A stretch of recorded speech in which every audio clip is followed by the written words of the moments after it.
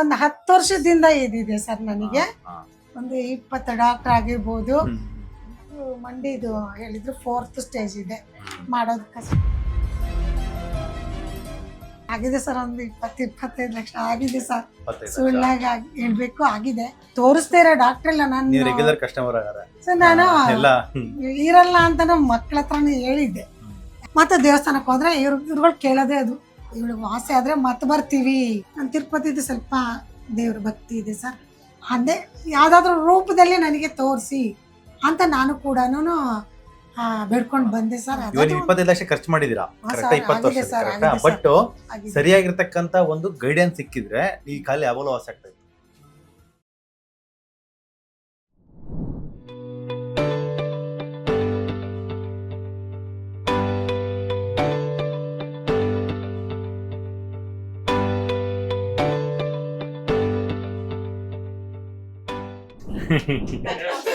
ನೋಡಿದ ತಕ್ಷಣ ಮಾತು ಬರಲ್ಲ. ನೆನ್ನೆ ಅವ್ರ ಹತ್ರ ಜಗಳ ಮಾಡಿದ್ವಿ ಸರ್, ಯಾಕಂದ್ರೆ ಫೋನಲ್ಲಿ ನೀ ಸಿಕ್ಕಿಲ್ಲ ಅಂದ್ರೆ ಬೇರೆ ಹತ್ರ ತೋರ್ಸ್ಕೊಬೇಕು ಅಂದ್ರು. ಇಲ್ಲ ನಿಮ್ ನೋಡ್ದೆ ಇದ್ರ ನಾನು ಫೇಸ್ಬುಕ್ ನೋಡಿ ಇದಾಗ್ಬಿಟ್ಟಿದೀವಿ, ಇಷ್ಟ ಆಗ್ಬಿಟ್ಟಿದೆ. ಹಂಗಾಗಿ ಮತ್ತೆ ನೋವು ಕಡಿಮೆ ಆಗಿದೆಯಲ್ಲ ಸರ್. ಹೇಳ್ದೆ ಇವ್ರಿಗೆ ಕಾಲ್ ಬೆರಳುಗಳು ಮಲಗಿದ ತಕ್ಷಣ ಹಿಂಗ್ ಹೋಗ್ಬಿಡೋದು ಸರ್. ಭಯ ಆಯ್ತು, ಏನೋ ಬಿದ್ದೋಗ್ತೀನೋ ಏನೋ ಅಷ್ಟು ಕೊಡ್ತಿದ್ದಾರೆ ಅಂತ. ಅದು ಏನೋ ಆಗ್ಲಿಲ್ಲ. ಅವತ್ತಿಂದನೇ ನಾನು ಸಾಕ್ಸ್ನ 10 ವರ್ಷದಿಂದ ಹಾಕ್ತಿದ್ದೆ. ನನ್ ಸಾಕ್ಸ್ ಇಲ್ದರ ಜೀವನನೇ ಇಲ್ಲ. ಮತ್ತೆ ಸರ್ ಬಿಸಿಲು ಕಾಲದಲ್ಲೂ, ಚಳಿಗಾಲದಲ್ಲೂ, ಮಳೆಗಾಲದಲ್ಲೂ ಕೂಡ ನನಗೆ ಇನ್ನರ್ ಗಡ ಅಂತರ ಅದ್ರತ್ತ ನೋಡಿ ನಡಗೋದು ಸರ್. ಇಲ್ಲಿ ಹೋಗಿದ್ದ ದಿನದಿಂದ ನಾನು ಥರ್ಮಲ್ ವೇರ್, ನಾನು ಸ್ಟಾಕ್ ಇರತ್ತೆ, ಊರಿಗೆ ಹೋದ್ರು ಥರ್ಮಲ್ ವೇರ್, ಮನೇಲಿ ಹೋದೇನೆ. ನಾನು ಥರ್ಮಲ್ ವೇರ್ ಅವತ್ತಿಂದ ಹಾಕೇ ಇಲ್ಲ ಸರ್. ಸಾಕ್ಸು ಹಾಕಿಲ್ಲ, ಥರ್ಮಲ್ ವೇರು ಹಾಕಿಲ್ಲ. ಮತ್ತೆ ಕಾಲ್ ಬೆರಳು, ಆ 3ನೇ ಬೆರಳು ಒಂದು ಯಾವಾಗ್ಲೋ ಒಂದ್ಸಲ, ಒಂದು 3-4 ದಿವಸ ಒಂದು ಬೆರಳು ಅಷ್ಟೇ ಬಿಟ್ಟು ಬಾಕಿ ಸರ್. ಹಿಂಗ್ ಬೆಡ್ ಮೇಲೆ ಮಲಗಿದ ತಕ್ಷಣ ನನಗೆ ರಾತ್ರಿ ಆಯ್ತು ಅಂದ್ರೆ ಮಲಗಕ್ಕೆ ಭಯ. ಹಂಗಾಗಿ 12 ಗಂಟೆ 1 ಗಂಟೆವರೆಗೂ ಟಿವಿ ನೋಡ್ಕೊಂಡು ಇದ್ದು ತುಂಬಾ ನಿದ್ದೆ ಬರುತ್ತೆ ಅಂದಾಗ ಮಲ್ಗೋದಂದ್ರೆ ಹಿಂಗಾಗತ್ತೆ ಅಂತ. ಸ್ಟಿಫ್ನೆಸ್ ಸ್ವಲ್ಪ ಕಡಿಮೆ ಆಗಿದೆ. ಈ ಉಂಡೆ ನಿದ್ದೆ ಸ್ವಲ್ಪ ಆದ್ಮೇಲೆ ಬರುತ್ತೆ. ಇಲ್ಲಿಂದ ಹೋದ್ಮೇಲೆ ಒಂದು 3-4 ಡೇಸ್ ಬಂತು. ಈಗ 20 ಡೇಸ್ ಒಳಗಡೆಯಿಂದ ಚಳಿ ಅದೆಲ್ಲ ಆಗೋದು ಹೆಂಗಿದೆ? ಅದು ಬಂದಿಲ್ಲ ಸರ್, ಅವತ್ತಿಂದ ಬಂದಿಲ್ಲ. ಸ್ವಲ್ಪನೂ ಬಂದಿಲ್ಲ. ಯಾಕೆ ಹೇಳಿ? ಗೊತ್ತಾಗ್ತಿಲ್ಲ ಸರ್. ನಿಮ್ಗೆ ಸ್ನೇಹಿತರು ಅದೇನು ಹೇಳೋದು, ನಾವು ಹೊರಗಡೆಯಿಂದ ಸಾಕ್ಸ್ಗಳು ಹಾಕೋಬಹುದು, ಹೊರಗಡೆಯಿಂದ ಬೆಲ್ಟ್ ಹಾಕೋಬಹುದು, ಕ್ರೇಪ್ ಬ್ಯಾಂಡೇಜ್ಗಳು ಹಾಕೋಬಹುದು, ಏನೇ ಆದ್ರೂ ಹೊರಗಡೆಯಿಂದ, ಒಳಗಡೆಯಿಂದ ಅಲ್ಲ. ಇವಾಗ ಒಳಗಡೆ ನಡ್ಕ ಬರ್ತಿತ್ತಲ್ಲ, ನೀವು 2 ಬೆಡ್ ಶೀಟ್ ಹೊತ್ಕೊಂಡ್ರು, ಬ್ಲಾಂಕೆಟ್ ಹೊತ್ಕೊಂಡ್ರು ಬರ್ತಾ ಇತ್ತ? ಬ್ಲಾಂಕೆಟ್ ನಾನು ಥರ್ಮಲ್ ವೇರ್ ಸಮ್ಮರ್ ಅಲ್ಲಿ ಹಾಕ್ತಾರ ಸರ್. ಇಲ್ಲಿ ನನ್ನ ಮನೇಲಿ 2 ಸೆಟ್ ಇದ್ದೇ ಇರುತ್ತೆ. ಏನಕ್ಕೆ ಕೇಳಿ, ಅದು ಥರ್ಮಲ್ ವೇರ್ ಏನೇ ಹೊರಗಡೆಯಿಂದ ಯೂಸ್ ಮಾಡಿದ್ರು ಹೊರಗಡೆ ಅಷ್ಟೇ. ಒಳಗಡೆನೆ ಬೇರೆ ಇದೆ ಪ್ರಪಂಚ, ನಮ್ಮ ಬಾಡಿ ಒಳಗಡೆ. ಅದಕ್ಕೆ ನಿಮ್ಗೆ ಇದ್ದಿದ್ದು ವೈಟಮಿನ್ ಸಿ ಡಿಫಿಷಿಯನ್ಸಿ ಇತ್ತು. ವೈಟಮಿನ್ ಸಿ, ಅದಕ್ಕೆ ಫಸ್ಟ್ ಟೈಮ್ ಬಂದಾಗ vitamin C injection IV drip ಕೊಟ್ವಲ್ಲ, ಎವ್ರಿಥಿಂಗ್ ಎಲ್ಲಾನು ಸರಿ ಆಯ್ತು. I mean vitamin C deficiency related ಆಗಿರೋದು ಎಲ್ಲಾನು ಸರಿ ಆಯ್ತು. ಸೊ ನಡ್ಕ ಬರೋದು, ಇಮ್ಯುನಿಟಿ ಕಮ್ಮಿ ಇರೋದು, RA ಆಂಟಿ-CCP ಸಿಂಪ್ಟಮ್ಸ್ ಅದೆಲ್ಲ ಕಡಿಮೆ. ಪೈನ್ ಎಷ್ಟು ಕಡಿಮೆ ಇದೆ ನಿಮ್ಗೆ? 1% ಅಂದ್ರೆ ನನಗೆ ಇದು ಬೆಂಡ್ ತರ ಕೈ ಸುಸ್ತಾಗುತ್ತೆ ಅಂತ ನೋಡಿ ಹಂಗಾಗೋದು. ಅಷ್ಟೇ ಶಕ್ತಿ ಇದೆ ಅಂತ ಅನ್ಸಿದೆ. ಆಮೇಲೆ ನಂಗೆ 2 ಡೇಸ್ ಆದ್ಮೇಲೆ ಆ ನೋವುಗಳಿಂದಾನೇ ಮಲಗ್ತಿದ್ವಿ ಅಲ್ಲ, ಆ ನೋವಿಲ್ದಿರ ಮಲಗೋದೇ ಕಷ್ಟ ಆಯ್ತು. ಏನು ಹಿಂಗಾಗಿದೆ, ವೆಯ್ಟ್ಲೆಸ್ ಆಗಿದೆ, ಏನಾಗಿದೆ ಅಂತ ನನಗೆ ಗೊತ್ತಾಗ್ಲಿಲ್ಲ. ನಿದ್ದೆನು ಬಂತು, ಕಾಲ್ನ ನಾವೇ ಅಲ್ಲಾಡಿಸ್ತಿದ್ವಿ ಸರ್. ನೋವಿದೆಯೇನೋ ಅಂತ. ನೋವು ಇರ್ಲಿಲ್ಲ 2 ಡೇಸ್ ಅಂತೂ ನನಗೆ. ನೀವು ಎಲ್ಲಿಂದ ಬಂದಿರೋದು ಸರ್? RR ನಗರ, ರಾಜರಾಜ. ಒಂದು 10 ವರ್ಷದಿಂದ ಇದಿದೆ ಸರ್ ನನಗೆ. ಒಂದು 20 ಡಾಕ್ಟರ್ ಆಗಿರ್ಬೋದು. ಆಗಿದೆ ಸರ್, ಒಂದು 20-25 ಲಕ್ಷ ಆಗಿದೆ ಸರ್, ಸುಳ್ಳಾಗ ಹೇಳ್ಬೇಕು ಆಗಿದೆ. ತೋರಿಸ್ತಾ ಇರೋ ಡಾಕ್ಟರ್ ಇಲ್ಲ ನಾನು, ರೆಗ್ಯುಲರ್ ಕಸ್ಟಮರ್ ಆಗಾರೆ ಸರ್. ನಾನು ಇರಲ್ಲ ಅಂತ ನಮ್ಮ ಮಕ್ಕಳ ಹತ್ರನೇ ಹೇಳಿದ್ದೆ. ಯಾಕಂದ್ರೆ ಹಿಂಗ ನನ್ನ ಮಗ್ಳಿಗೆ 35 ಇಯರ್ಸ್, ಅವಳೇನೋ ಮುದ್ದಾಗಿ ಬೆಳೆಸಿರ್ತೀವಲ್ಲ ಸರ್, ಜವಾಬ್ದಾರಿ ಕೊಟ್ಟಿರಲ್ಲ. ನನಗೆ ಏನಾದ್ರು ಆದ್ರೆ ಕಷ್ಟ ಕಣೆ, ಒಂಚೂರು ನೋಡ್ಕೊ ಅಂತ ಏನೇನೋ ಹೇಳೋದು. ಅದಲ್ಲಿದೆ, ಇದಿಲ್ಲಿದೆ, ಈ ತರ ಮಾಡ್ಕೊ, ಒಬ್ಳೇ ಇರೋದ್ರಿಂದ. ಇವ್ರು ಎಲ್ಲಿ ಹೇಳಿದ್ರೆ ಅಲ್ಲಿ ಕರ್ಕೊಂಡು ಹೋಗೋರು ಸರ್. ನನಗೆ ಎಲ್ಲಿ ಹೇಳ್ತಾರೋ ಅಲ್ಲಿ ನೀನೇ ಚೆನ್ನಾಗಾದ್ರೆ ಸಾಕಮ್ಮ. ಮತ್ತೆ ದೇವಸ್ಥಾನಕ್ಕೆ ಹೋದ್ರೆ ಇವ್ರುಗಳು ಕೇಳೋದೇ ಅದು. ಪಾಪ ದುಡ್ಡು ಕೇಳ್ತಿರ್ಲಿಲ್ಲ, ಏನು ಕೇಳ್ತಿರ್ಲಿಲ್ಲ. ಇವಳಿಗೆ ವಾಸಿ ಆದ್ರೆ ಮತ್ತೆ ಬರ್ತೀವಿ. ಮತ್ತೆ ಈ ಲಾಸ್ಟ್ ಸರ್ ಇಲ್ಲಿ ಬರಕ್ ಮುಂಚೆ ನಾವು ತಿರುಪತಿಗೆ ಹೋಗಿದ್ವಿ. ನಾನು ಕೇಳ್ಕೊಂಡು, ಅಂದ್ರೆ ದೇವ್ರು ನಮಗೆ ವಾಸಿ ಮಾಡಲ್ಲ, ದಾರಿ ತೋರ್ಸುತ್ತಲ್ವಾ. ನಾನು ತಿರುಪತಿದು ಸ್ವಲ್ಪ ದೇವ್ರ ಭಕ್ತಿ ಇದೆ ಸರ್. ಅದೇ ಯಾವ್ದಾದ್ರು ರೂಪದಲ್ಲಿ ನನಗೆ ತೋರಿಸಿ ಅಂತ ನಾನು ಕೂಡ ಬೇಡ್ಕೊಂಡು ಬಂದೆ ಸರ್. ಯಾವ್ದಾದ್ರು ಒಂದು ರೂಪದಲ್ಲಿ. ಈಗ ಹೋಗೋ ಡಾಕ್ಟರ್ ನಾನು ಲಾಸ್ಟ್ ಇನ್ನು ಹೋಗಲ್ಲ ನನಗೆ. ಯಾಕಂದ್ರೆ 27 ಡಾಕ್ಟರ್ ಅಲ್ಲೇ ಇದಾರೆ ಹೇಳ್ರಿ ಅಲ್ವಾ. 20 ಡಾಕ್ಟರ್ಸ್ ಆಗಿ ಎಲ್ಲೋಗ್ಲಿ ಸರ್. ನಮ್ಮ ರಿಪೋರ್ಟ್ಸ್ಗಳು ನೋಡಿದ್ರೆ ಇಷ್ಟು ತಂದಿದ್ವಿ ನಾವು. ಅದು ತುಂಬಾನೇ ಕಷ್ಟ ಆಗಿತ್ತು. ಬಟ್ ಅನ್ಕೊಂಡೆ ಕಷ್ಟ ನನ್ ಬದುಕೋದು ಕಣೆ ಅಂತ ನನ್ನ ಮಗಳಿಗೂ ಹೇಳ್ತಿದ್ದೆ. ಯಾವಾಗ್ಲೂ ಹೇಳಿದೆ ಧೈರ್ಯವಾಗಿರಿ. ಅದು ಏನು ಇಲ್ಲ ಸರ್, ಹಂಗ ಆಗಿತ್ತು ಸರ್. ಆ ಟೈಮಲ್ಲಿ ಅನ್ಸುತ್ತೆ ನಾವು ಇರಲ್ವೇನೋ ಹೊಟ್ಟೋಗ್ತೀವಿ ಅಂತ. ಮತ್ತೆ ಉಸಿರ ಎಷ್ಟು ತಿಂದ್ರೆ ಹೆವಿ ಆಗತ್ತೆ ಸರ್. ಉಸಿರೇ ಆಡ್ತಿರ್ಲಿಲ್ಲ. ಅದು ಹಾರ್ಟ್ಗಳು ಒಂದ್ ವಾರಕ್ಕೆ ಹೋಗೋದು ಮಾಡಿ ಅವ್ರ ಅದ್ರಲ್ಲಿ ಏನಿಲ್ಲ ಅಮ್ಮ, ಇವತ್ತಿಗೂ ಏನು ಮಾಡು ಏನಿಲ್ಲ ಅಮ್ಮ ಅಂತಾರೆ. ಏನಿಲ್ದ್ರೆ ಇವೆಲ್ಲ ಹೆಂಗ್ ಸರ್ ಕಾಲುಗಳು. ಮತ್ತಿದು ಮಂಡಿದು ಹೇಳಿದ್ರು 4th ಸ್ಟೇಜ್ ಇದೆ, ಮಾಡೋದು ಕಷ್ಟ. ಕಮ್ಮಿ ಆಗಿದೆ, ನಾವು ಸ್ವಲ್ಪ ಪರವಾಗಿಲ್ಲ. ಕಮ್ಮಿ ಆಗುತ್ತೆ. ನಾನು ಇಷ್ಟೇ ರಿಕ್ವೆಸ್ಟ್ ಮಾಡೋದು ನಿಮ್ಗೆ, ಹೇಳ್ಕೊಡೋ ಪ್ರಕಾರ ಡಯಟ್ ಮಾಡ್ತಾ ಹೋಗಿ. ಹೇಳ್ಕೊಡೋ ಪ್ರಕಾರ ನಿಮ್ಗೆ ನೀಟಾಗೆ ಒಂದು ರೀತಿಯಾಗಿರ್ತಕ್ಕಂಥ ಮೆಡಿಸಿನ್ಸ್ ಸಪ್ಲಿಮೆಂಟ್ ತಗೊಳ್ತಾ ಹೋಗಿ. ಇನ್ನೊಂದು ನಿಮ್ ಬಾಡಿನಲ್ಲಿ ಕಾಯಿಲೆ ಬರೋದಕ್ಕೆ ಏನ್ ಸಮಸ್ಯೆ ಇದೆ ಗೊತ್ತಾ? ಸಂಧಿವಾತ, ANT-CCP ಅದೆಲ್ಲ ಪಾಸಿಟಿವ್ ಬರೋದಕ್ಕೆ ಏನ್ ಸಮಸ್ಯೆ ಇದೆ ಗೊತ್ತಾ? ಇಮ್ಯುನಿಟಿ ತುಂಬಾ ಎಫೆಕ್ಟ್ ಆಗಿತ್ತು. ಇಮ್ಯುನಿಟಿ ಎಫೆಕ್ಟ್ ಆಗಿರೋದಕ್ಕೆ ಸೀಸಾ ಅಂತ ಒಂದು ಅಂಶ ಬಾಡಿನಲ್ಲಿ ಜಾಸ್ತಿ ಇದೆ, ಟಾಕ್ಸಿಕ್ ಎಲಿಮೆಂಟ್. ಅದು 151 ಇದೆ. ನಾರ್ಮಲಿ ಬಂದು 0 ಇರಬೇಕು, ಅಟ್ಲೀಸ್ಟ್ 10ವರೆಗೂ ಓಕೆ. 151 15 ಪಟ್ಟು ಜಾಸ್ತಿ ಇದೆ. ಅಷ್ಟು ಜಾಸ್ತಿ ಇರುವಾಗ ನಿಮ್ ಬಾಡಿಲಿ ಇರ್ತಕ್ಕಂಥ ಇಮ್ಯುನಿಟಿ ಕಮ್ಮಿ ಆಗುತ್ತೆ. ನಾವು ಫಸ್ಟ್ ಡೇ ಯೂನಿವರ್ಸಲ್ ಡಿಟಾಕ್ಸಿಫೈಯರ್ ಅಂತ ಕರೀತಾರೆ ಅದನ್ನ. Vitamin C doctor Thomas Levi ಅಂತ ನಮ್ಮ ಪ್ರೊಫೆಸರ್ ಅಮೆರಿಕದಲ್ಲಿ ಇರ್ತಾರೆ. ಅವರು ಹೇಳೋ ಪ್ರಕಾರ ಅದೆಲ್ಲ ಒಂದ್ ಸ್ವಲ್ಪ ಟಾಕ್ಸಿನ್ ಬಾಡಿ ಇರ್ತಕ್ಕಂಥ ವಿಷಪೂರಿತ ಅಂಶ ಸ್ವಲ್ಪ ಹೊರಗಡೆ ಹೋಗಿದೆ. ಆ ಹೊರಗಡೆ ಸ್ವಲ್ಪ ಹೋಗಿರೋದಕ್ಕೆ ಇಷ್ಟು ನೀವು ರೆಡಿ ಆಗಿದ್ದೀರಾ. ಇನ್ನ ಬಾಡಿ ಎಲ್ಲ ಫುಲ್ ಕ್ಲೀನ್ ಆಗ್ಬಿಟ್ರೆ ನೀವ್ ಇಮ್ಯಾಜಿನ್ ಮಾಡ್ಕೊಳ್ರಿ, ನಾನೇನು ಹೇಳಲ್ಲ, ನೀವ್ ಇಮ್ಯಾಜಿನ್ ಮಾಡ್ಕೊಳ್ಳಿ. ಈಗ ಸ್ಟಿಫ್ನೆಸ್ ಅದೆಲ್ಲ ಹೋಗುತ್ತೆ. ನಮ್ಗೆ ಅವು ಯಾವುದು ದೊಡ್ಡದಲ್ಲ. ಅನಿಸ್ತಿರ್ಲಿಲ್ಲ ನನಗೆ, ಅಂತ ಅನಿಸ್ತಿರ್ಲಿಲ್ಲ. ಇನ್ನರ್ ಸುಸ್ತು ಇತ್ತು ಎಲ್ಲ. ಇದಂತ ನನ್ಗೆ ಏನು ಅಡುಗೆ ಮಾಡಕ್ಕೆ ಏನ್ ಹಿಂಗಾಗಿದೆ, ಸ್ವಚ್ಛ ಬೀಳ್ತಿದೆ. ಆಮೇಲೆ ಅನ್ಕೋತಿದ್ದೆ ಸರ್ ಏನಾದ್ರು ಸ್ಟ್ರೋಕ್ ಆಗತ್ತೇನೋ ಅನ್ಸತ್ತಲ್ವಾ. ಬ್ಲಡ್ ಜಾಸ್ತಿ ಇದ್ರೆ ಸ್ಟ್ರೋಕ್, ಹಾರ್ಟ್ ಅಟ್ಯಾಕ್ ಆಗೋ ಚಾನ್ಸಸ್ ಇರುತ್ತೆ. ಮತ್ತೆ ಇಮ್ಯುನಿಟಿ ಇಶ್ಯೂ ಆಗಿ ಸಂಧಿವಾತನೂ ಬರುತ್ತೆ, ಜಾಯಿಂಟ್ ಪೇನ್ ಬರುತ್ತೆ, ಬೋನ್ ವೀಕ್ ಆಗುತ್ತೆ. ಸೊ ಹಾರ್ಮೋನ್ ಇಂಬ್ಯಾಲೆನ್ಸ್ ಆಗುತ್ತೆ. ಇದೆಲ್ಲಾನು ಲೆಡ್ ರಿಲೇಟೆಡ್ ಇದೆ. ಆ ಲೆಡ್ ಕಮ್ಮಿ ಮಾಡೋಣ. ಹೊರಗಡೆಯಿಂದ ಲೆಡ್ ಮತ್ತೆ ಹೊರಗಡೆ ತಗೊಳೋದು ಬೇಡ. ಫುಡ್ ಅಲ್ಲಿ ಅಂದೆಲ್ಲ ಅವಾಯ್ಡ್ ಮಾಡ್ಕೊಂಡು ಹೇರ್ ಡೈ ಮಾಡೋದು, ಮತ್ತೆ ಇದು ಟೂತ್ ಪೇಸ್ಟ್ ಯೂಸ್ ಮಾಡೋದು, ಇದೆಲ್ಲ ಸ್ವಲ್ಪ ಕಂಪ್ಲೀಟ್. ಈಗ ಅಲ್ಯೂಮಿನಿಯಂ ಪಾತ್ರೆ ಯೂಸ್ ಮಾಡದೇ ಇರೋದು ಮನೆಯಲ್ಲಿ, ಇದೆಲ್ಲ ಕಂಪ್ಲೀಟ್ ಶಿಫ್ಟ್ ಮಾಡೋಣ. ಇವಾಗ ನೀವು 25 ಲಕ್ಷ ಖರ್ಚು ಮಾಡಿದೀರಾ, ಕರೆಕ್ಟಾ? 20 ವರ್ಷ ಕರೆಕ್ಟಾ? ಬಟ್ ಸರಿಯಾಗಿರ್ತಕ್ಕಂಥ ಒಂದು ಗೈಡೆನ್ಸ್ ಸಿಕ್ಕಿದ್ರೆ ಈ ಕಾಯಿಲೆ ಯಾವಾಗಲೂ ವಾಸಿ ಆಗ್ತಾ ಇತ್ತು. ಕರೆಕ್ಟ್. ನೋವು ಆಗೋದಕ್ಕೆ ಒಂದು ಟೈಮ್ ಅಂತ ಇರುತ್ತಲ್ವಾ, ಅದು ನೀವ್ ಹೇಳಿರಲ್ಲ ಸಂಕಲ್ಪ. ಡಾಕ್ಟರ್ಗಳಲ್ಲಿ ಮಿಡಿಲ್ ಅಲ್ಲಿ ನೀವು ಸಿಕ್ಕಿದ ಅದು. ಹಂಗಾಗಿ ಈ ಟೆಸ್ಟ್ ಎಲ್ಲೂ ಮಾಡಿರಲ್ಲ, ಇದು ಮಾಡಿದ್ವಲ್ಲ ಇದ್ರಲ್ಲಿ ಜಾಸ್ತಿ ಇದೆ. ಇದು ಕಮ್ಮಿ ಮಾಡ್ಬಿಟ್ಟು ಸರಿ ಮಾಡ್ರಿ, ಸರಿ ಆಗ್ತದೆ. ನಮ್ಗೆ ಬೇರೆ ರಿಪೋರ್ಟ್ಗಳು ನೋಡಿ ಸರ್, ಅದ್ರಲ್ಲಿ ನೋಡಿ ಓ ಇದು ಅನ್ಕೊಂಡ್ವಿ. ಇದು ನೋಡಿದಾಗ ನಮಗೆ ಅರ್ಥ ಆಗಿಲ್ಲ. ನನ್ನ ಮಗಳಕ್ಕೂ ಅರ್ಥ ಆಗ್ಲಿಲ್ಲ ಸರ್. ಅಮ್ಮದೇನೋ ಬೇರೆ ತರ ಇದೆ. ಇದನ್ನ ಮಾಮೂಲಿ ಥೈರೋಕೇರ್ ಅಂತ ಒಂದು ಲ್ಯಾಬ್ ಇದೆ ಮುಂಬೈನಲ್ಲಿ, ಅಲ್ಲೇ ಮಾಡ್ಸೋದು. ಅಲ್ಲಿ ಇರ್ತಕ್ಕಂಥ ನೋಡಿ ವೈಟಮಿನ್ ಡಿ ಕಮ್ಮಿ ಇದೆ, ಅಷ್ಟು ಟ್ರೀಟ್ಮೆಂಟ್ ತಗೊಂಡ್ರೆ ವೈಟಮಿನ್ ಡಿ ಕರೆಕ್ಷನ್ ಆಗಿದ್ರೆ 50% ನೋವು ಕಡಿಮೆ ಆಗ್ತಾ ಇತ್ತು. ಆಮೇಲೆ ದೇಹದಲ್ಲಿ ಲಿಪೋಪ್ರೋಟೀನ್ ಜಾಸ್ತಿ ಇದೆ. ಸ್ವಲ್ಪ ಆಯಿಲ್ ಎಲ್ಲ ಚೇಂಜ್ ಮಾಡ್ಕೊಳ್ಳಿ, ಅಡಿಗೆಗೆ ಕಂಪ್ಲೀಟ್ ಶಿಫ್ಟ್ ಮಾಡ್ಕೊಳ್ಳಿ. ನೀವು ಕಂಪ್ಲೀಟ್ ಜೀವನ ಶೈಲಿ ಚೇಂಜ್ ಮಾಡ್ಕೊಳ್ಳಿ. ಇನ್ನೊಂದು ಕರೆಕ್ಟ್ ಆಗಿ ನಾವು 1 or 2 months you can do running also. That is not an. ನಾನೇನ್ ಸುಮ್ಮನೆ ಪ್ರಾಮಿಸ್ ಮಾಡ್ತಾ ಇಲ್ಲ. ನಿಮ್ಗೆ ಯಾವ ಅನುಭವ ಆಗಿದೆಯಲ್ಲ ಒಂದ್ ಲೆವೆಲ್ಗೆ? ನಾನು ಅಂತ ಗೊತ್ತಾಗ್ತಿದೆ ಸರ್. ಹೋಗ್ಬಿಡ ವಯಸ್ಸಾಗೋಗ್ಬಿಟ್ಟಿದೆ. 63 ವರ್ಷ ಅಲ್ಲ, 63 ವರ್ಷ ವಯಸ್ಸೇ ಅಲ್ಲ. ಇದನ್ನು ರಿಟೈರ್ಮೆಂಟ್ ಆಗಿ ನೆಕ್ಸ್ಟ್ ಲಾಸ್ಟ್ ಸ್ಟಾರ್ಟ್ ಆಗ್ತಕ್ಕಂತ ಏಜ್. ಇವಾಗಲೇ ಹೋಗ್ಬಿಟ್ರೆ ಹಂಗೆ ಇನ್ನೊಂದ್ 20 ವರ್ಷ 30 ವರ್ಷ ಆರೋಗ್ಯವಾಗಿರಿ. ಹಂಗಾಗ್ಬಿಟ್ಟಿತ್ತು ಸರ್. ಆ ನೋವುಗಳು ಆಗ್ತಾವ ಸರ್. ಹಂಗೆ ಮನುಷ್ಯನ್ಗೆ ಮಾನಸಿಕವಾಗಿ ವೀಕ್ ಆಗದೆ ನೋವುಗಳು. ದೈಹಿಕವಾಗಿ ನೋವುಗಳು ಇದ್ಬಿಟ್ರೆ ಮಾನಸಿಕವಾಗಿ ವೀಕ್ ಆಗ್ಬಿಡ್ತೀವಿ. ನೀವ್ ಹೇಳಿರಲ್ಲ ಧೈರ್ಯ ಕಳ್ಕೊಂಡ್ಬಿಟ್ಟಿದ್ದೆ ಸರ್ ಅಂತ. ಒಟ್ಟಾಗೈತ್ರಿ. ಎಸ್ ಅಲ್ಲ ಹಂಗನ್ಬೇಡ ಸುಮ್ನಿರಮ್ಮ, ಹಂಗನ್ಬೇಡ ಸುಮ್ನಿ. ಇವಾಗ ನೀವ್ ಹಂಗ ಹೇಳಿ ಅಂದ್ರೂ ಹೇಳಲ್ಲ. ಜೀವದ ಮೇಲೆ ಒಂದು ಹೊಸ ಕಾನ್ಫಿಡೆನ್ಸ್, ನಂಬಿಕೆ, ವಿಶ್ವಾಸ ಬಂದ್ಬಿಡುತ್ತೆ.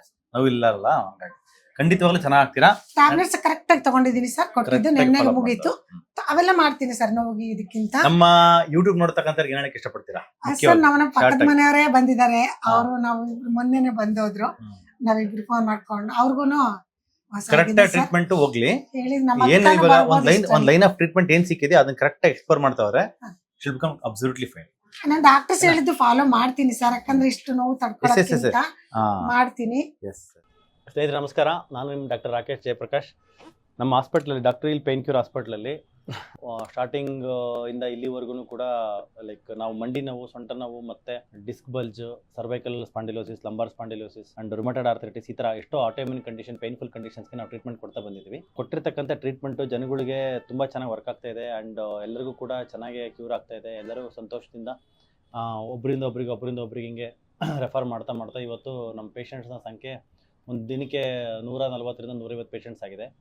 ಬಟ್ ಡಾಕ್ಟರ್ ರಾಕೇಶ್ ಅಂದರೆ ನಮಗೆ ಎಫಿಷಿಯೆಂಟಾಗಿ ಪೇಷಂಟ್ನ ನೋಡ್ಬೇಕಂದ್ರೆ ಒಂದು ದಿನಕ್ಕೆ ಒಂದು 30ರಿಂದ 40 ಕ್ವಾಲಿಟಿ ಕೇರ್ ಮಾಡ್ಬೇಕಂದ್ರೆ 30ರಿಂದ 40 ಅಷ್ಟೇ ನೋಡೋಕ್ಕೆ ಸಾಧ್ಯ ಆಗುತ್ತೆ. ಬಟ್ ಹಿಂಗೆ ನಾವು 30-40 ಅಷ್ಟೇ ನಾವು ಅಪಾಯಿಂಟ್ಮೆಂಟ್ ಕೊಟ್ಕೊಂಡು ಹೋಗ್ಬಿಟ್ರೆ ಅದು ನೆಕ್ಸ್ಟು 3 ಮಂತ್ಸ್ವರೆಗೂ ಪೆಂಡಿಂಗ್ ಆಗಿಬಿಡುತ್ತೆ. ನಾವು ಮಿನಿಮಮ್ ಅಂದರೆ 3 to 4 ವೀಕ್ಸಲ್ಲಿ ಮತ್ತೆ ರಿವಿಸಿಟ್ ಮಾಡಲೇಬೇಕಾಗುತ್ತೆ ನಾನು ಡಾಕ್ಟರ್ ರಾಕೇಶ್ ನಮ್ಮ ಟೀಮ್ ಡಾಕ್ಟರ್ಸ್ನ ಮೀಟ್ ಮಾಡೋದಕ್ಕೆ. ಅದಕ್ಕೋಸ್ಕರ ಏನು ಮಾಡಿದ್ವಿ, ಲಾಸ್ಟು ಕಪಲ್ ಆಫ್ ವರ್ಷಗಳಿಂದ ನಮ್ಮ ಹಾಸ್ಪಿಟಲಲ್ಲಿ ಡಾಕ್ಟರ್ಸ್ನೆಲ್ಲ ಟ್ರೈನ್ ಮಾಡ್ಕೊತ ಬಂದಿದ್ವಿ. ಟ್ರೈನ್ ಮಾಡಿಕೊಂಡು ಅವರು ಡಾಕ್ಟರ್ ರಾಕೇಶ್ ಪ್ರೋಟೋಕಾಲ್ ಏನಿದೆಯೋ ಫಾರ್ ದೀಸ್ ಕಂಡೀಷನ್ಸ್ ಅದು ರಿವರ್ಸ್ ಮಾಡ್ಕೊಳೋದಕ್ಕೆ ಏನೆಲ್ಲ ಸಪೋರ್ಟ್ ಆಗಬೇಕು, ಡಾಕ್ಟರ್ ರಾಕೇಶ್ ಪ್ರೋಟೋಕಾಲ್ ಬಂದು ಡಾಕ್ಟರ್ ರಾಕೇಶ್ ಪ್ರೋಟೋಕಾಲ್ ಅಲ್ಲ, ನಮ್ಮ ಗುರುಗಳು ಮೆಂಟರ್ಸ್ ಪ್ರೊಫೆಸರ್ ಆಗಿರ್ತಕ್ಕಂಥ ಡಾಕ್ಟರ್ ಮಿತ್ರ ಬಸು ಚಿಲ್ಲರು, doctor Aravind Diwakar, doctor Arup Mukherjee sir, doctor Naresh sir, ಇವ್ರದ್ದೆಲ್ಲರನ್ನೂ ಕೂಡ ವೀಡಿಯೋದಲ್ಲಿ ಹಾಕಿರ್ತೀನಿ, ನಾನು ಕಾನ್ಫರೆನ್ಸ್ಗೆ ಹೋದಾಗೆಲ್ಲ ಹಾಕಿರ್ತೀನಿ. ಸೊ ಅವ್ರು ಹೇಳಿರ್ತಕ್ಕಂಥ ಪ್ರೋಟೋಕಾಲ್ಸ್ನ ನಾವು ಇನ್ನೂ ಸ್ವಲ್ಪ ರಿಫೈನ್ ಮಾಡಿಬಿಟ್ಟು ನಮ್ಮ ಪೇಷಂಟ್ಸ್ಗಳಿಗೆ ಸೆಟ್ ಆಗೋ ಥರ ಸ್ವಲ್ಪ ಎಕನಾಮಿಕಲಾಗಿ ಅಫೋರ್ಡಬಲ್ ಕಾಸ್ಟಲ್ಲಿ ಕೊಡೋದಕ್ಕೆ ನಾವು ಮಾಡ್ತಾ ಇರೋದ್ರಿಂದ ಪೇಷಂಟ್ಸಿಂದ ತುಂಬ ಚೆನ್ನಾಗಿ ರೆಸ್ಪಾನ್ಸ್ ಬರ್ತಾಯಿದೆ. ಸೊ ಡಾಕ್ಟರ್ ರಾಕೇಶ್ ಪ್ರೋಟೋಕಾಲ್ ಅಂತ ಹಾಕಿದ್ವಿ. ಈ ನಮ್ಮ ಪ್ರೋಟೋಕಾಲ್ನ ನಮ್ಮ ಡಾಕ್ಟರ್ಸ್ಗೂ ಅದನ್ನೇ ಟ್ರೈನ್ ಮಾಡಿದ್ವಿ. ನಮ್ಮಲ್ಲಿರ್ತಕ್ಕಂಥ ಎಲ್ಲ ಡಾಕ್ಟರ್ಸ್ಗೂ ಟ್ರೈನ್ ಮಾಡಿದ್ವಿ. ನಮ್ಮ ಹಾಸ್ಪಿಟ್ಲಿಗೆ ಹೊಸದಾಗಿ ಒಂದು ಕಪಲ್ ಆಫ್ ಮಂತ್ಸಿಂದ 2 ಡಾಕ್ಟರ್ನ ಹೈರ್ ಮಾಡಿದ್ವಿ. ಅವರು MBBS ಮಾಡಿದ್ದಾರೆ, ಮತ್ತು ಫಂಕ್ಷನಲ್ ಮೆಡಿಸಿನ್ ಕೋರ್ಸಸ್ ಮತ್ತು ಇಂಟಗ್ರೇಟೆಡ್ ಮೆಡಿಸಿನ್ ಕೋರ್ಸಸ್ ಎಲ್ಲ ಮಾಡಿದ್ದಾರೆ. ಪೇಯ್ನ್ ಮ್ಯಾನೇಜ್ಮೆಂಟಲ್ಲಿ ಅವ್ರಿಗೂ ಕೂಡ ತುಂಬ ಚೆನ್ನಾಗಿ ಎಕ್ಸ್ಪೀರಿಯನ್ಸ್ ಇದೆ, ನಾಲೆಡ್ಜ್ ಇದೆ.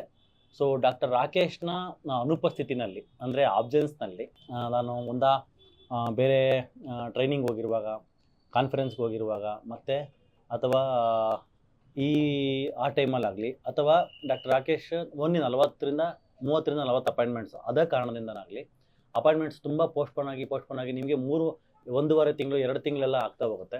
ಆವಾಗ ನಿಮ್ಮ ಕಾಯಿಲೆ ಜಾಸ್ತಿ ಆಗುತ್ತೆ. ಸೊ ಅದು ಜಾಸ್ತಿ ಆಗಬಾರ್ದು, ಯಾಕಂದರೆ ಪ್ರಾಪರಾಗಿ ಫಾಲೋ ಅಪ್ ಬೇಕಾಗುತ್ತೆ ವೈದ್ಯರದು. ಹಾಗಾಗಿ ನಮ್ಮ ಟೀಮ್ ಡಾಕ್ಟರ್ಸ್ನ ಟ್ರೈನ್ ಮಾಡಿಬಿಟ್ಟು ಅವರು ಏನು ನಾವು ಪ್ರೋಟೋಕಾಲ್ ಕೊಡ್ತಿದ್ದೋ ಆ ಪ್ರೋಟೋಕಾಲ್ನ ಸಿಸ್ಟಮಲ್ಲಿ ಸೇವ್ ಮಾಡಿಬಿಟ್ಟು ಕಸ್ಟಮೈಸ್ಡಾಗಿ patient to patient condition different ಇರುತ್ತೆ, ಕಸ್ಟಮೈಸ್ ಆಗಿ ಮಾಡಿ ಕೊಡೋದಕ್ಕೆ ಅವರು ತಯಾರಿರ್ತಾರೆ.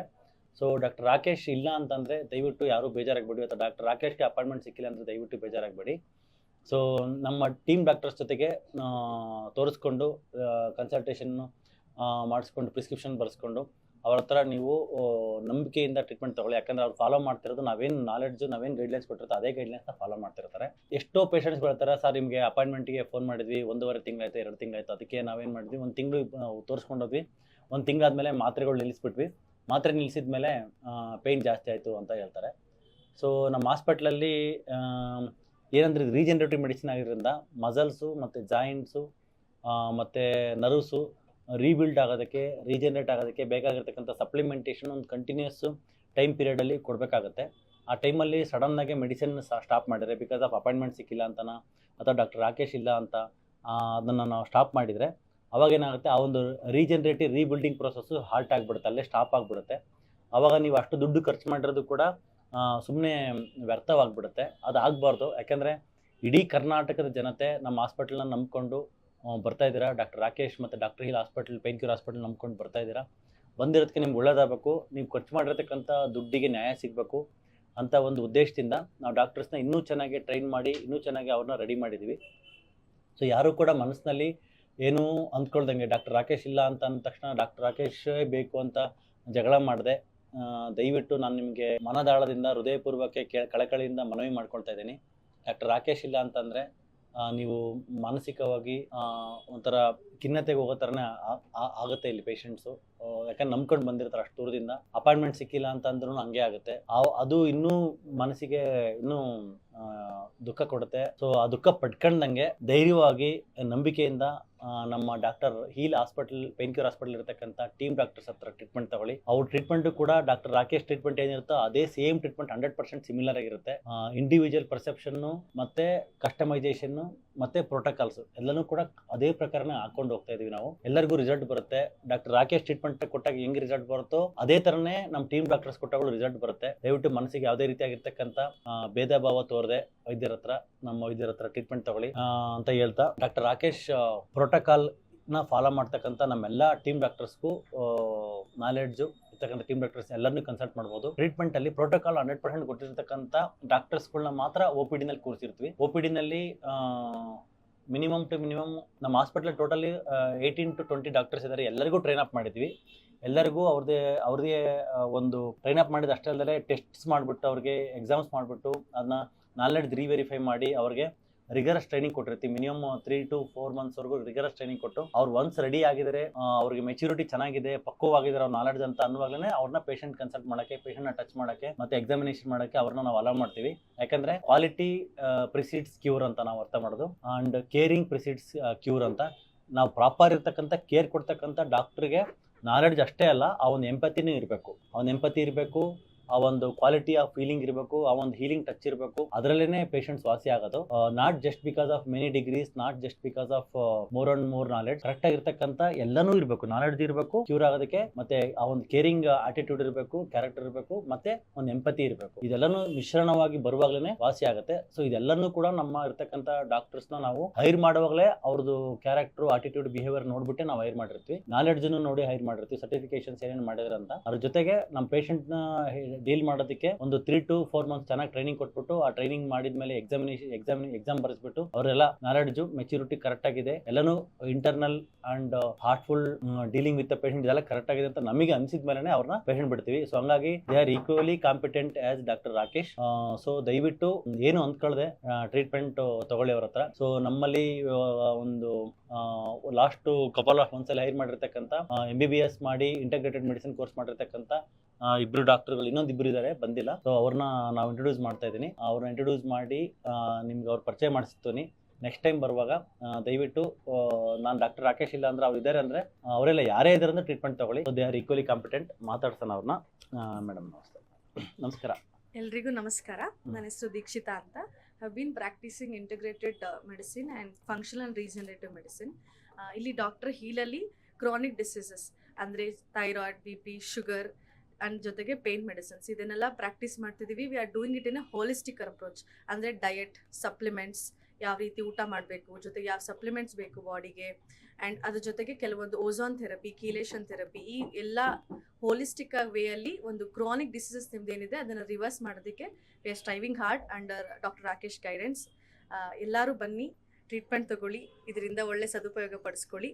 I promise you that you are in safe hands. Thank you. Safe and caring hands. Safe, caring hands. Healing hands. Empathy.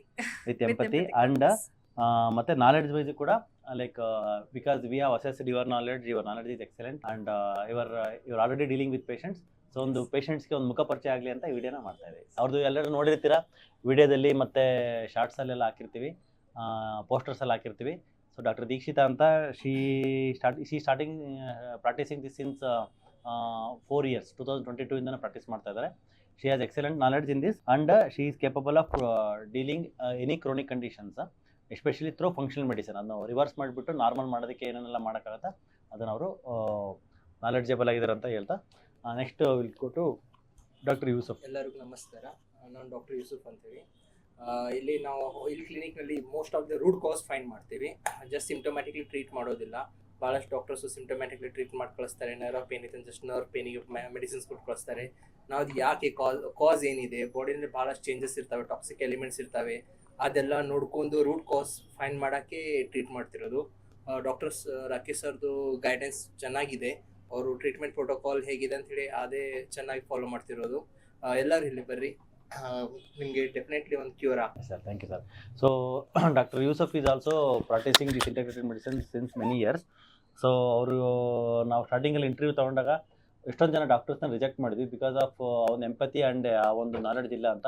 But we have selected many doctors. ಅದರಲ್ಲಿ ಇವರಿಬ್ಬರು very prominent doctors. So ಹಂಗಾಗಿ ಅವ್ರ knowledge ಚೆನ್ನಾಗಿದೆ.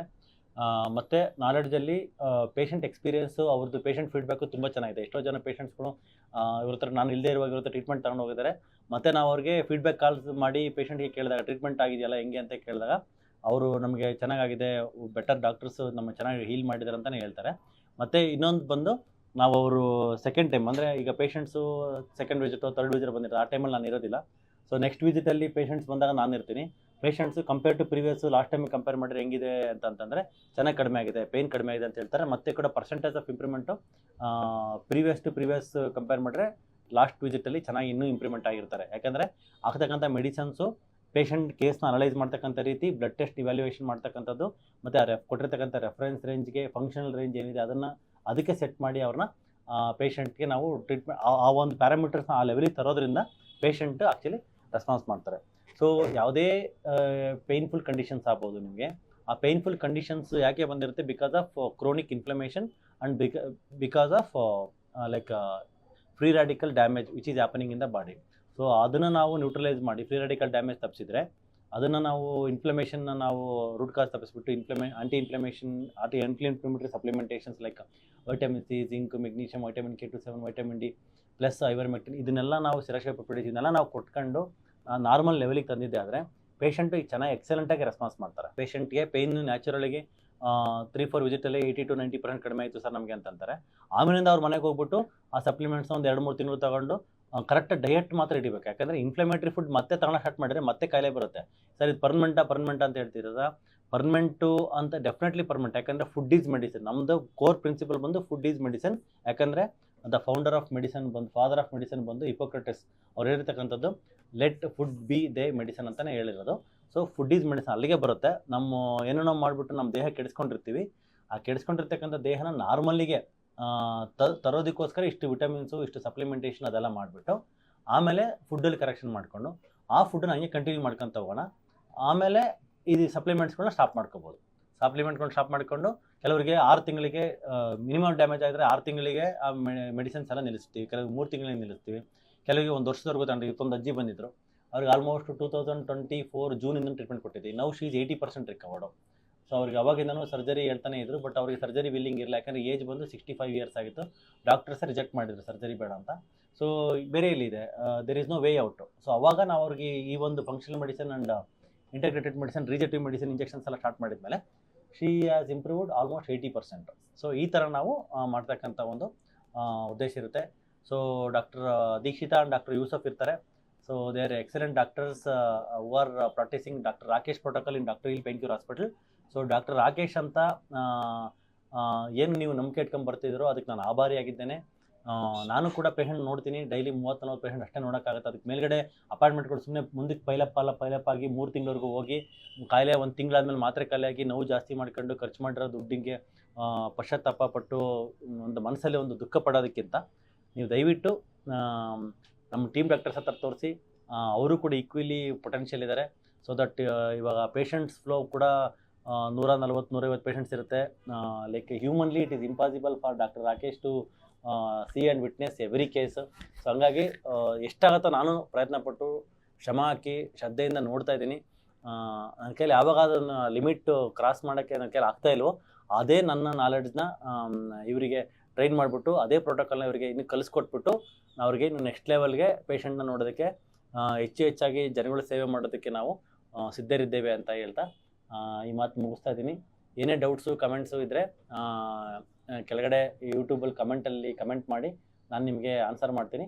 ಮತ್ತು ಇದು ಯಾವುದು doctor Rakesh ಹಾಸ್ಪಿಟ್ಲಾಗ ಇರೋದಿಲ್ಲ ಅಂತಲ್ಲ, ನಾನು ಹಾಸ್ಪಿಟ್ಲಾಗ ಇರ್ತೀನಿ, ಒಂದು 30-40 ಪೇಷಂಟ್ ನೋಡೋಕ್ಕಾಗುತ್ತೆ. ಆಮೇಲೆ ಪೈಲಪ್ ಆಗುತ್ತೆ ಒಂದು ರೀಸನ್.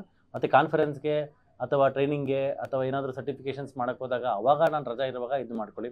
ಅಥವಾ ನಂದು ಕೆಲವು ಸಮ್ಟೈಮ್ಸು ಏನಾದರೂ ಬಂದಿರ್ತೀನಿ ಬಿಕಾಸ್ ಆಫ್ ಯಾವುದೋ ನಮ್ಮ ಪ್ರೊಫೆಸರ್ಸು. ಮೊನ್ನೆ ಬಾಪ್ಟಿಸ್ಟ್ ಹಾಸ್ಪಿಟ್ಲಲ್ಲಿ ನಮ್ಮ ಪ್ರೊಫೆಸರ್ ಒಬ್ಬರು ಬಂದಿರು, ಡಾಕ್ಟರ್ ಜಿಗ್ನೇಶ್ ಪಟೇಲ್ ಅಂತ.